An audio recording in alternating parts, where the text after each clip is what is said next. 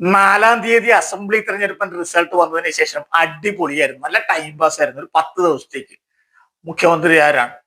അപ്പൊ നമ്മൾ ഈ ഫുട്ബോൾ കളിയുടെയൊക്കെ നമ്മൾ കമന്ററി കാണുമല്ലോ, അപ്പൊ അതിനകത്ത് പറയില്ല അവർ ഇവർ ജയിക്കുന്നു, അവർ ഗോൾ അടിക്കുന്നു. അതേപോലെ തന്നെ ഇവിടെ വി ഡി സതീശൻ മുന്നിലാണ്, മുന്നിലാണ്, പിന്നെ രമേശ് ചെന്നിത്തല മുന്നിലാണ്, പിന്നെ കെ സി വേണുഗോപാൽ മുന്നിലാണ്. അങ്ങനെ അങ്ങനെ മാറി മാറി മാറി മാറി ഒരു 10 ദിവസം നല്ല ടൈം പാസ് ആയിരുന്നു.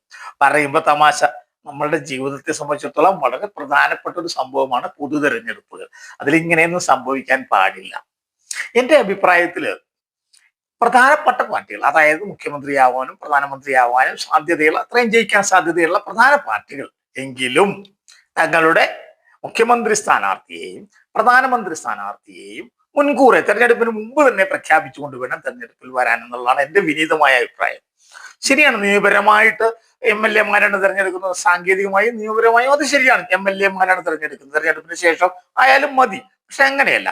നമ്മൾ തിരഞ്ഞെടുക്കുമ്പോൾ നമ്മൾ ആ ഒരു പാർട്ടിയെ നോക്കും, ആ മുന്നണിയെ നോക്കും, അതിന്റെ ഏറ്റവും പ്രമുഖനായ നേതാവിനെ നോക്കും, ആ നേതാവിന്റെ വ്യക്തിത്വം നോക്കും, അയാളുടെ ക്വാളിറ്റീസ് നോക്കും, അയാളുടെ കാഴ്ചപ്പാടുകൾ നോക്കും, അങ്ങനെയുള്ള അയാളുടെ നിലപാടുകൾ, ഇതുവരെയുള്ള അയാളുടെ പെർഫോമൻസ് നോക്കും. അതും കൂടെ നോക്കിയാണ് ജനങ്ങൾ വോട്ട് ചെയ്യുന്നത്.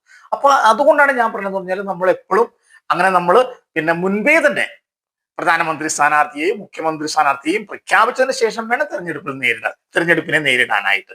അത് ഏത് പാർട്ടി എന്നൊന്നുമില്ല, എല്ലാ പാർട്ടികളും അങ്ങനെ തന്നെ വേണം എന്നുള്ളതാണ് എന്റെ അഭിപ്രായം. എന്താണ് നിങ്ങളുടെ അഭിപ്രായം?